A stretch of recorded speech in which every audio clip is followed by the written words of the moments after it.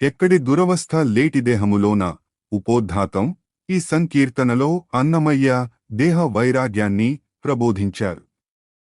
మనిషి తన దేహంపై ఉన్న మోహంతో దానిని ఎంతగా అలంకరించుకున్నా అది లోపల మలమూత్రాలతో నిండిన అపవిత్రమైనదని గుర్తుచేశారు. అస్థిరమైన మనసును, అపవిత్రమైన దేహాన్ని దాటి మోక్షం పొందాలంటే శ్రీవేంకటేశ్వరుని కరుణ ఒక్కటే మార్గమని ఇందులో సారాంశం. తెలుగు సారాంశం: ఈ దేహంలో చిక్కుకున్న జీవుడు మోక్షమనే సంపదను పొందలేకపోతున్నాడు. ఇది ఎంతటి దురవస్థ! ఈ శరీరం మాంసపు ముద్ద, ఒక్క పూట కడగకపోయినా కంపు కొడుతుంది. లోపల నిండిన అపవిత్రతను ఎంత కడిగినా పోదు. మనసు గాలిలా చంచలమైనది, ఆర్పలేని మంట వంటిది. నిత్యానంద స్వరూపుడైన తిరువేంకటాచలాధిపతి రక్షించి కరుణిస్తే తప్ప మళ్లీ మళ్లీ జన్మలెత్తే దేహంలో ఈ బుద్ధి మనిషిని వదలదు. English summary. In this Sankirtana, Annamaya emphasizes the impurity and transience of the human body to instill a sense of detachment. He describes the body as a vessel filled with filth that cannot be cleansed internally, no matter how much we wash the exterior. He compares the restless mind to an uncontrollable wind and a raging fire. Annamaya concludes that only the grace of Lord Venkateshwar, the eternal protector, can liberate the soul from this cycle of rebirths and the confinement of the physical body. పల్లవి. ఎక్కడి దురవస్థ లేటి దేహములోన జిక్కి జీవుడు మోక్షసిరి జెందలేడు. భావము: ఈ అల్పమైన దేహం అనే బంధనంలో చిక్కుకుని జీవుడు మోక్షమనే గొప్ప సంపదను, సిరిని పొందలేకపోతున్నాడు. ఇది ఎంతటి దురదృష్టకరమైన పరిస్థితి! వివరణ: దేహంపైన మమకారం జీవుడిని సంసారంలో బంధించి పరమాత్మ వైపు వెళ్లకుండా అడ్డుపడుతుందని భావం. చరణం 1. పొడలు మంసపూర ముఖపూటైన మీదు గడుగుకున్న గొరగాదు, కడలే నిమల మూత్రగర్హితమిది, లోను గడుగరాదు ఎంతగడిగిన బోదు. భావము: ఈ శరీరం మాంసంతో నిండినది. కనీసం ఒక్క పూటపైన కడగకపోయినా ఇది పనికి రాకుండా పోతుంది, వాసన వస్తుంది. లోపల చూస్తే అంతులేని మలమూత్రాలతో అసహ్యంగా ఉంటుంది. లోపల కడగడం అసాధ్యం, ఎంత ప్రయత్నించినా ఆ అపవిత్రత పోదు. వివరణ: బాహ్య సౌందర్యం కంటే అంతర్గత శుద్ధి ముఖ్యమని, కాని దేహం సహజంగానే అశుద్ధమైనదని అన్నమయ్య చాలా నిష్కర్షగా చెప్పారు. చరణం 2. అలర చిత్తము చూడ నతిచంచలము దీనగలసిన పెనుగాలిగనము, మెలుపులేని చిచ్చు మీద మిక్కిలి గొంత నిలుపు లేదు పట్టి నిలుపగరాదు. భావము: మనసును చూస్తే అది అత్యంత చంచలమైనది. అది ఊహించలేని వేగంతో వీచే పెద్ద గాలి వంటిది. అది ఆర్పడానికి వీలులేని మంట, చిచ్చు వంటిది. దానికి స్థిరత్వం లేదు. బలవంతంగా పట్టి నిలపడం ఎవరి తరమూ కాదు. వివరణ: దేహం అపవిత్రమైతే మనసు అస్థిరమైనది. ఈ రెండింటి కలయిక వల్ల జీవుడు పరమాత్మను చేరుకోలేకపోతున్నాడని వివరణ. చరణం 3. తిరువేంకటాచలాధిపుడు నిత్యానందకరుడు జీవునకు రక్షకుడు, కరుణించి ఒకవేళ గాచినగాని మేను చొరకమానెడు బుద్ధి చోకదెవ్వరికి. భావము: తిరుమల వెంకటేశ్వరుడు నిరంతర ఆనందాన్ని ఇచ్చేవాడు మరియు జీవుడికి ఏకైక రక్షకుడు.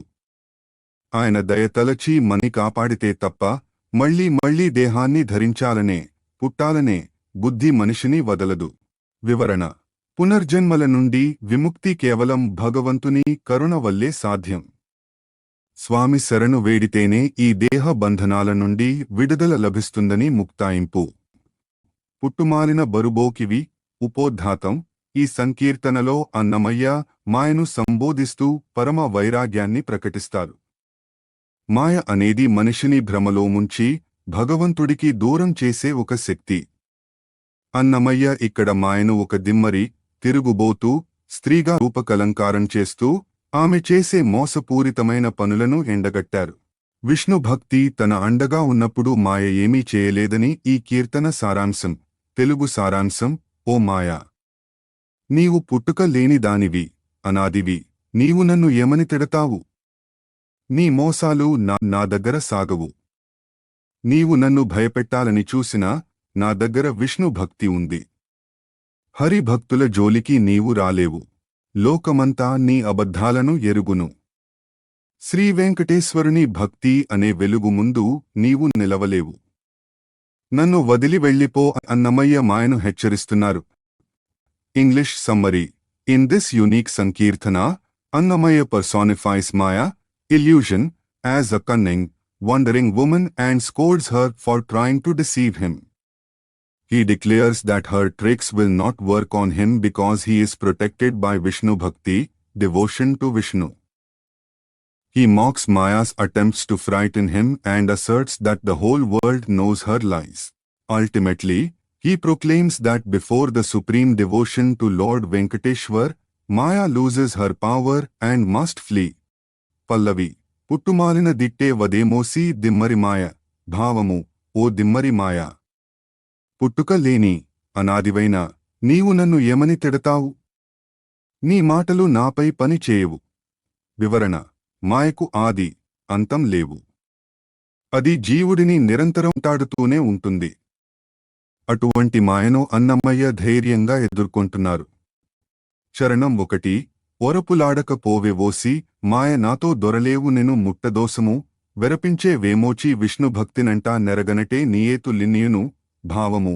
ఓ మాయా, నాతో నీ వరసలు సాగవు, వెళ్ళిపో. నిన్ను ముట్టుకుంటేనే పాపం చుట్టుకుంటుంది. నువ్వు భక్తిని చూపి నన్ను భయపెట్టాలని చూస్తున్నావా? నీ తంత్రాలన్నీ ఏతులు నాకు బాగా తెలుసు. వివరణ. మాయ ఒక్కోసారి భక్తి వేషంలో కూడా వచ్చి మోసం చేయాలని చూస్తుంది. అటువంటి కపటత్వాన్ని కూడా తాను గుర్తించగలనని అన్నమయ్య చెబుతున్నారు. చరణం 2. ఉదుటు చెల్లదు పోపోవోసి మాయ నాయదుర మాటలు నీకు నికనేలే వదరేపు హరిభక్తి వనిత తెలియరు నేనెదురు వచ్చినవారు నీవు నాకెదురా. భావము. నీ గయ్యాడితనం ఉదుటు ఇక్కడ చెల్లదు, వెళ్ళిపో. నా ఎదుట నీ మాటలు అవసరం లేదు. హరిభక్తి అనే స్త్రీ ముందు నీ వదరుబోతుతనం పనికిరాదు. నీవు నిద్రపుచ్చిన, అజ్ఞానంలో ముంచిన వారు నిన్ను ఎరగరేమో కాని తెలివి ఉన్న నాకు నీవు ఎదురు నిలవగలవా? వివరణ. అజ్ఞానులను మాయ లొంగదీసుకుంటుంది. కాని జ్ఞానోదయం కలిగిన భక్తుని ముందు మాయ ఓడిపోక తప్పదు. చరణం 3. ఒల్లవటే జీవ మోసిమాయ నీ కల్లలి నేను లోక మెళగును నల్లని విభునిమన్న నన్భక్తినంటా జల్లబో పాపపు చేదు మేకువే. భావము. ఓ మాయా, ఈ జీవుడు నిన్ను కోరుకోడు. నీ అబద్ధాలన్నీ లోకానికి తెలుసు. నల్లని వాడైన శ్రీకృష్ణి భక్తిలో ఉన్న నన్ను నీ పాపపు చేదు విషయ సుఖాలు తినమని బలవంతం చేయకు. వివరణ. ప్రాపంచిక సుఖాలను చేదుతో పోల్చారు. భక్తి అనే అమృతాన్ని రుచి చూసినవాడు పాపపు చేదును కోరుకోడని భావం. చరణం 4. పూరకుండవుగా ఓసిమాయ నిన్ను బేర బిలువము గుంపెనలాడేవు నారాయణ భక్తి నాతి నన్నును నిన్ను గోరి యుందరు నెరగుదురేలపోవే. భావము. పిలవకపోయినా వచ్చి గొడవలు చేస్తావు, గుంపెనలాడేవు. నా దగ్గర నారాయణ భక్తి అనే స్త్రీ ఉంది. నాకు నీకు ఉన్న తేడాను అందరూ ఎరుగుదురు. ఇక నీవు ఇక్కడ ఉండలేవు, వెళ్ళిపో. వివరణ. భక్తి ఉన్న చోట మాయ ఉండలేదు. వెలుగు ఉన్న చోట చీకటికి తావు లేదన్నట్లుగా భక్తి మాయను తరిమికొడుతుంది. చరణం 5. ఓవవు ననుజూచి ఓసిమాయ నాతోవ వచ్చినను నొత్తువు నీవు శ్రీ వెంకటగిరిదేవుని భక్తి నాహవళికే నిన్ను నలమిరిందరును. భావము. నన్ను చూస్తే నీవు వెళ్ళిపోవటం లేదు, నా దారికి అడ్డు వచ్చి నన్ను ఇబ్బంది పెడుతున్నావు. కాని శ్రీవేంకటగిరి దేవునిపై నాకు ఉన్న భక్తి అనే ఆయుధంతో హవళికే నిన్ను అణచివేస్తాను. అందరూ కలిసి నిన్ను తరిమికొట్టే రోజు వచ్చింది. వివరణ. చివరగా వెంకటేశ్వరుని భక్తియే మాయను జయించే అస్త్రమని అన్నమయ్య నిర్ధారించారు. భక్తులందరి సముదాయం, సత్సంగం మాయను దరిచేరనీయదని ముక్తాయింపు. నాపాలి ఘన నిధామవు నీవే నన్ను ఉపోద్ధాతం. ఈ సంకీర్తనలో అన్నమయ్య శ్రీ వెంకటేశ్వరుడే తన సర్వస్వమని చాటి చెబుతారు. దేవుడు కేవలం ఆరాధ్య దైవమే కాదు, ఆయనే బంధువు, ఆయనే మిత్రుడు, ఆయనే సంపద అని వివరిస్తూ తనను తాను స్వామికి పూర్తిగా అంకితం చేసుకున్న భావం ఇందులో కనిపిస్తుంది. భక్తుడికి భగవంతుడికి మధ్య ఉండే అవినాభావ సంబంధానికి ఇది ఒక చక్కని నిదర్శనం. తెలుగు సారాంశం. శ్రీ వెంకటేశ్వర నీవు నా పాలిట గొప్ప నిధివి. నన్ను నీ ఆశ్రయంలో ఉంచుకున్నావు, నా సర్వస్వము నీవే. నన్ను రక్షించే దేవుడవు, ఎన్నటికీ విడిచిపోని నిజమైన బంధువువు, సుఖాలనిచ్చే సంపదవు నీవే. నాకు ఆప్తుడవు, తోడై ఉండే దేహము, నా గర్వాన్ని అణచే బుద్ధి కూడా నీవే. బ్రహ్మాది దేవతలకు నాథుడవైన నీవే లోకాలను ఏలేవాడవు. నా కష్టాలను తొచి కాపాడే తిరువేంకటేశ్వరుడవు నీవే. English summary. In this Sankirtana, Annamaya addresses Lord Venkateshwar as his everything. He views the Lord not just as a deity, but as a vast treasure, a loyal kinsman, and the very source of happiness. He surrenders completely. State the Lord is his body, his intellect that curbs pride, and his most intimate friend. Recognizing him as the master of all creation and the leader of celestial beings like Brahma, Annamaya finds eternal refuge in the Lord of Tirumal. Pallavi.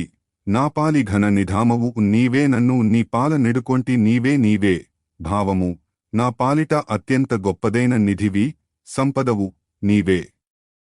నన్ను నీ ఆధీనంలోనికి, నీ పాల తీసుకున్నావు. నా సర్వస్వము నీవే. నీవే. వివరణ.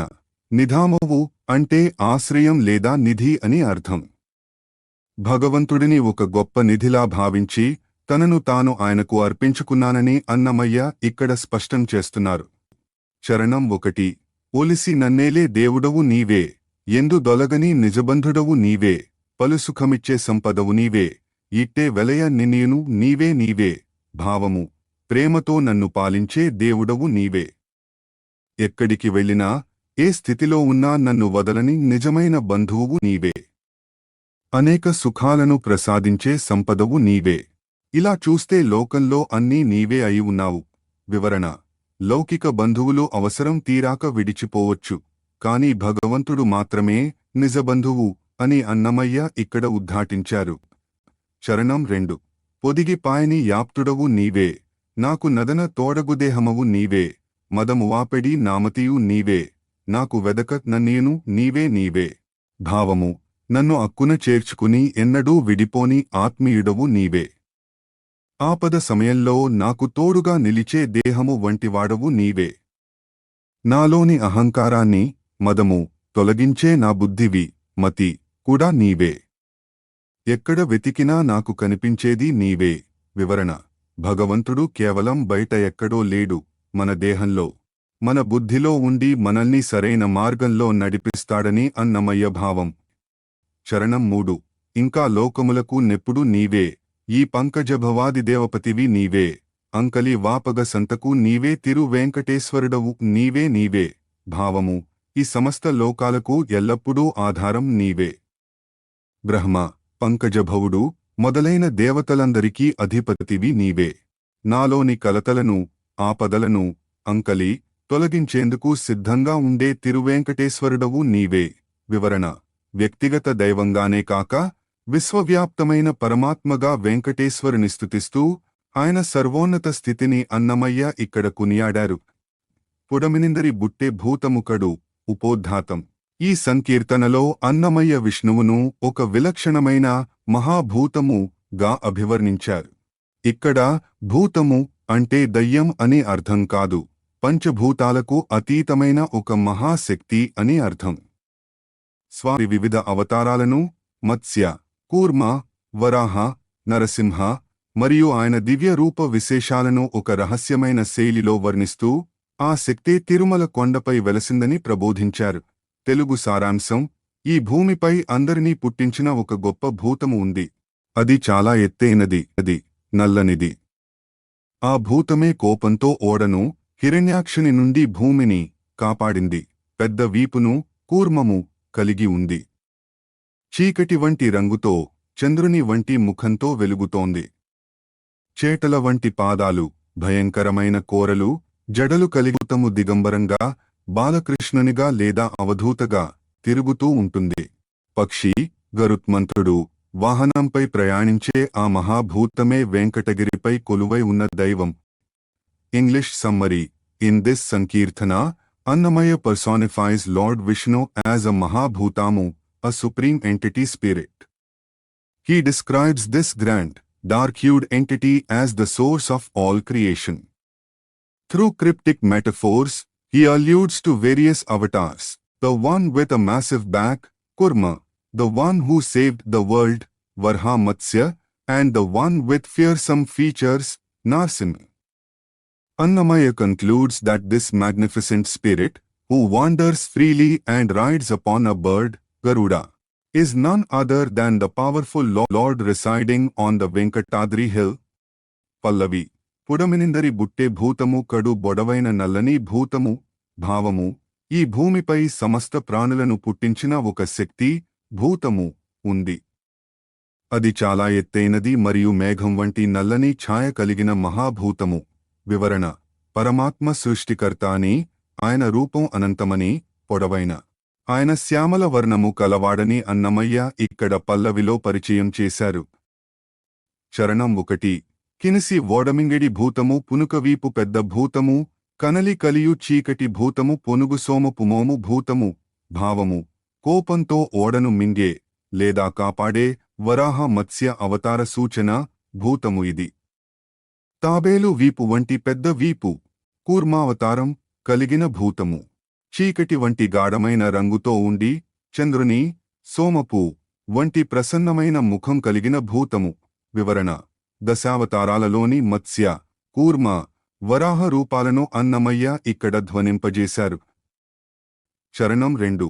చేటకాళ మించిన భూతము పోటుదారల పెద్ద భూతము, గాటపుజడల బింకపు భూతము జూటరి నల్లముసుగు భూతము, భావము, చేటల వంటి పెద్ద పాదాలు, త్రివిక్రమ వరాహ సూచన, కలిగిన భూతము. భయంకరమైన కోరలు, పోటుదారల, కలిగిన పెద్ము. గట్టి జడలు, నల్లని ముసుగు, అంతు చిక్కని మాయ, ధరించిన వింత భూతము. వివరణ: స్వామివారి భయంకరమైన నరసింహ రూపాన్ని మరియు ఆయన మాయాతత్వాన్ని ఇక్కడ వర్ణించారు. చరణం 3. కెలసి బిత్తలే తిరిగేటి భూతము పులుపుదాంట్ల పెద్ద భూతము, బలుపు వెంకటగిరిపై భూతము పులుగుమేది మహాభూతము, భావము, దిగంబరంగా, బాలకృష్ణుని వలె, స్వేచ్ఛగా తిరిగే భూతము. అన్నిటికంటే గొప్పదైన, పెద్ద, భూతము.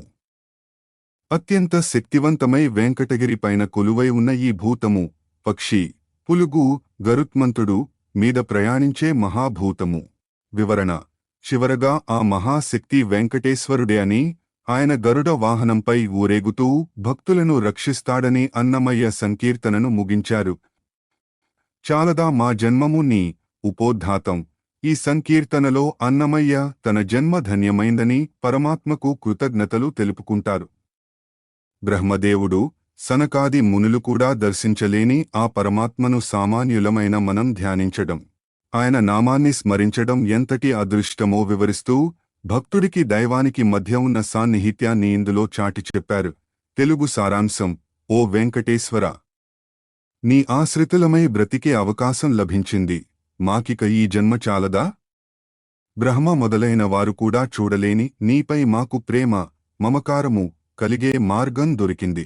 ఇంద్రాది దేవతలకు అందని నీ నామాన్ని స్తుతించే భాగ్యం కలిగింది. గొప్ప మునులకు కూడా లభించని నీ ధ్యానం మాకు లభించింది. ఈ భూమిపైనే తిరుమల కొండపై వెలసిన నిన్ను పదే పదే దర్శించుకునే గొప్ప అవకాశం మాకు కలిగింది. ఇంతకంటే ఇంకేం కావాలి? English summary. In this Sankirtana, Annamaya expresses his profound gratitude for the fortune of being a devotee. He exclaims, "Is this life not enough, now that we have the chance to live as yours?" He notes that while even Brahma and Indra struggle to perceive the Lord, ordinary devotees have found the path to love him and chant his name. The supreme truth, which is elusive even to great sages like Sanka, is now accessible through meditation and repeated visits to Tirumal. For Annamaya, seeing Lord Venkateshwar on this very earth is the ultimate fulfillment of human birth. Pallavi. చాలదా మా జన్మము నీ పాలింటివారమై బ్రతుకగలిగే భావము, మాకు ఈ జన్మ ఇంతటితో ధన్యమైపోయింది. చాలదా? ఎందుకంటే నీ ఆశ్రయంలో నీకు సంబంధించిన వారమై జీవించే భాగ్యం మాకు లభించింది. వివరణ: భగవంతుని వాడవు అని అనిపించుకోవడమే ఒక మనిషికి అతిపెద్ద విజయమని అన్నమయ్య భావం. చరణం 1. కమలాసనాదులుగానని నీపై మమకారము సేయ మార్గము గలిగే అమరేంద్రాదుల కందరాని నీ కొమరైన నామము కొనియాడగలిగే. భావము: బ్రహ్మ, కమలాసనుడు వంటి వారికే అందని నీపై మాకు ప్రేమ పెంచుకునే దారి దొరికింది. దేవతల రాజు ఇంద్రుడికి దొరకని నీ అందమైన కొమరైన నామమును కీర్తించే అవకాశం మాకు కలిగింది. వివరణ: గొప్ప దేవతలకు సైతం సాధ్యం కాని భక్తి మార్గం మా వంటి సామాన్యులకు దొరకడం నీ కృపయే అని అన్నమయ్య వివరిస్తున్నారు. చరణం 2. సనకాదులను గానజాలని నిన్ను తనివోవ మతిలోన దలపోయగలిగే ఘనమునింద్రులకు నగమ్యమై ఉన్న నిన్ను సంతతమును వర్ణింపగలిగే. భావము: సనక సనందనాది మునులు కూడా పూర్తిగా తెలుసుకోలేని నిన్ను మనసు నిండా తనివోవ ధ్యానించే వీలు కలిగింది. గొప్ప ఋషులకు కూడా అందని అగమ్యమైన నిన్ను ఎల్లప్పుడూ వర్ణించే భాగ్యం మాకు దక్కింది.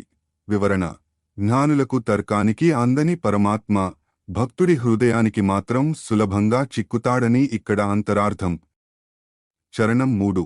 పరమమై భవ్యమై పరిగినని ఇరవిట్టిదని మాకు నెరుగంగ గలిగే తిరువేంకటాచలాధిప నిన్ను ఈ ధరమీద బలుమారు దర్శింపగలిగే. భావము: అత్యున్నతమైనది, మంగళకరమైనది, భవ్యమై అయిన నీ నివాసం ఇరవు ఇక్కడే అని మేము తెలుసుకోగలిగాము. ఓ తిరువేంకటాచలాధిప, నిన్ను ఈ భూమి మీదనే పదే పదే దర్శించుకునే అవకాశం మాకు కలిగింది. వివరణ: వైకుంఠం ఎక్కడో లేదు, తిరుమలే వైకుంఠమని, అక్కడ స్వామిని కళ్ళారా చూడటమే జన్మకు చరితార్థత అని అన్నమయ్య ముక్తాయింపునిచ్చారు.